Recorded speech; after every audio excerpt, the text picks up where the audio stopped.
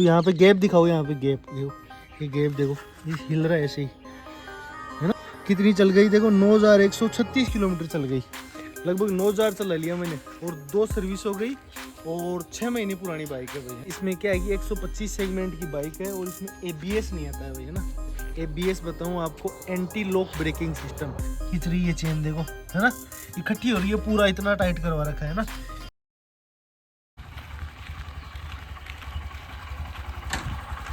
Hello दोस्तों, नमस्कार, और एक और व्लॉग में आपका स्वागत है। और ये व्लॉग होने वाला है भाई अपनी होंडा SP पर, है ना। पिछली वीडियो में पॉजिटिव पॉइंट्स बताए थे, इस वीडियो में आपको बताऊंगा इसके नेगेटिव पॉइंट। आ जाओ भाई, पहला नेगेटिव पॉइंट क्या है। पहला नेगेटिव पॉइंट लगा भाई इसका मुझे, गियर शिफ्टिंग प्रॉब्लम, है ना। इधर आओ एक बार, देखो देखो, ये गियर है ना, इस गियर शिफ्टिंग में प्रॉब्लम लगी हुई है ना। कैसे प्रॉब्लम लगी भाई, ऐसे नहीं कि भाई अब नॉर्मली चलाते हैं अपन बाइक, उसमें तो कोई दिक्कत नहीं होती, जैसे फर्स्ट गियर डाला, सेकंड, थर्ड, फोर्थ, 5, कोई दिक्कत नहीं हुई उसमें तो।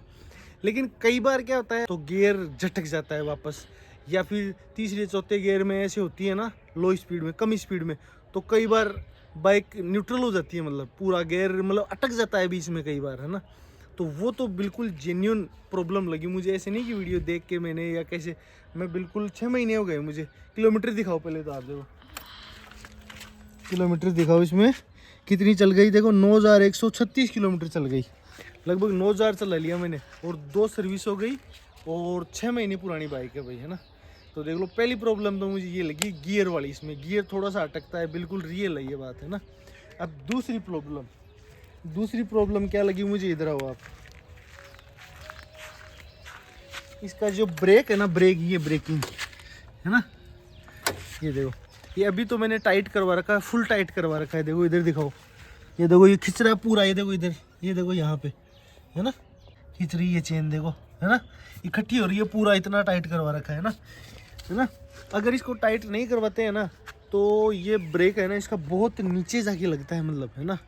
और लगता भी नहीं, आगे वाला ब्रेक सही है इसका, लेकिन पीछे वाला ब्रेक बिल्कुल भी ऐसे, मतलब स्पीड में लगाते हैं ना, तो पता ही नहीं चलता भाई, मतलब ब्रेक भी है पीछे का, कोई महसूस ही नहीं होता, है ना। तो ब्रेकिंग का मुझे ज़रूर इश्यू लगा इसमें थोड़ा सा, है ना। और ये था दूसरा माइनस पॉइंट, है ना इसका। अब तीसरा माइनस पॉइंट बताता हूँ इसका। तो भाई दोस्तों, इसका तीसरा माइनस पॉइंट जो मुझे लगा, मतलब, है ना, इसका टायर सेक्शन ना पीछे वाला, ये आता है भाई 80 118 आता है, ये देखो मैं दिखाऊंगा आपको, ये देखो 180 और 18 आता है ना, मतलब 18 का मतलब तो ये रिंग, और 80 मतलब ये चौड़ाई है ना, और 100 का मतलब ये चौड़ाई है ना।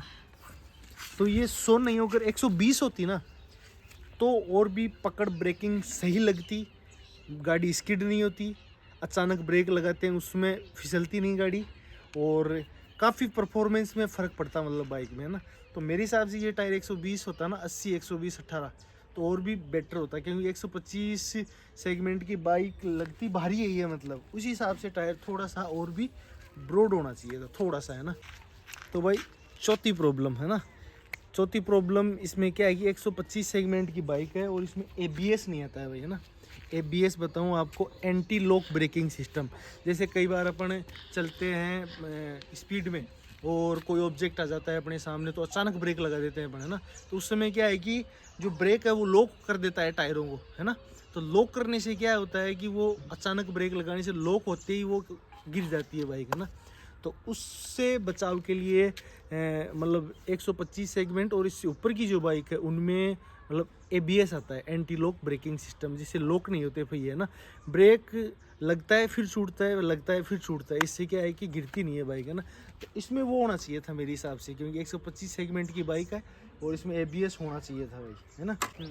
आ जाओ भाई, पाँचवा नेगेटिव पॉइंट मुझे जो लगा मैं बताता हूँ, देखो ये है ना, ये दिखाओ आप, इसका सस्पेंशन, है ना। इसका सस्पेंशन भाई स्टिप है, थोड़ा कठोर लगा मुझे, है ना। सस्पेंशन बोले तो इसको देसी भाषा में अपन शॉकर भी बोल सकते हैं ना।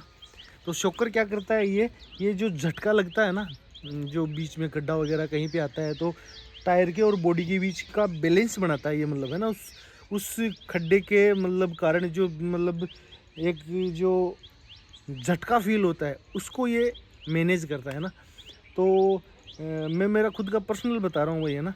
जैसे कई बार अपन पीछे सवारी बैठी रहती है तो अपन फास्ट ले लेते हैं कई बार है ना, खड्डे वगैरह में, तो पीछे से बहुत ज़्यादा उछलती है मतलब बाइक है ना। मतलब पीछे बैठे वाला तो बहुत पकड़ के नहीं बैठे ना तो उछल भी सकता है ये मान लो आप। तो ये थोड़ी सी प्रॉब्लम लगी मुझे। भाई छठा पॉइंट जो मैंने महसूस किया है ना वो बताता हूँ आपको, नेगेटिव पॉइंट इसका। इधर आओ, ये सीट दिखाओ है ना, देखो ये मतलब सीट है ना, मतलब चौड़ाई तो है इसकी, लेकिन जैसे अपन लंबे रूट में चलते हैं, मैं जैसे लंबे रूट में चलता हूँ 150 किलोमीटर 130 किलोमीटर तक चलता हूँ मैं मतलब एक बार में, तो मुझे महसूस हुआ कि मतलब ये मतलब थोड़ा सा इतनी मतलब नहीं कह सकते पर आरामदायक नहीं कह सकते। जैसे इस पर देखो आप, ये काफ़ी मतलब ऐसे है ना, फ्लेक्सिबल नहीं है ऐसे, मतलब फ्लेक्सिबल जो होती है ना ऐसे गड़ने लग जाती है, मतलब थोड़ी सी है ना, लंबे रूट वाले के लिए थोड़ी सी फ्लेक्सिबल नहीं है भाई ये है ना, तो आरामदायक नहीं है। मतलब थोड़ी सी यहाँ आते आते तो 150 किलोमीटर चलाता हूँ मैं वन साइड, सप्ताह में 2 बार निकलता हूँ ये मान लो आप, तो मतलब थोड़ा सा दिक्कत तो होती है, मतलब इस चीज़ की भी मैं इसको काउंट करना चाहूँगा पॉइंट को है ना। तो ये प्रॉब्लम मेरा है ना, ये पर्सनल व्यू था भाई है ना, इसमें किसी और का अलग भी व्यू हो सकता है, लेकिन जो मैंने महसूस की है ना वो बात बताना चाह रहा हूँ मैं आपको। अब एक है ना, दर्शक पूछते हैं कि आप, कई बार कमेंट भी आया है, पिछली बार कमेंट आया था वीडियो पर मैंने SP 125 का डाला था तब, भाई सर इसकी बिल्ड क्वालिटी का भी एक वीडियो बनाओ, तो मैं बिल्ड क्वालिटी है ना उसको भी इसी में इंक्लूड करना चाह रहा हूँ।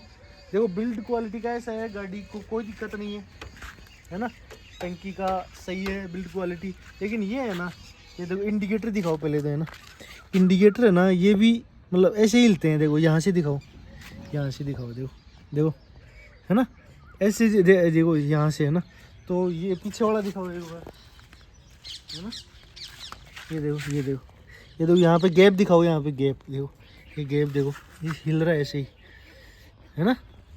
तो ये प्रॉब्लम लगी भाई मुझे बिल्ड क्वालिटी में, देख लो आप है ना। एक तो पहली ये इंडिकेटर वाली, मतलब थोड़ा सा फ्लेक्सिबल इंडिकेटर होना चाहिए ताकि गाड़ी गिरे तो भी टूटे नहीं, और ये एक मतलब बिल्ड क्वालिटी में प्रॉब्लम लगी मुझे है ना।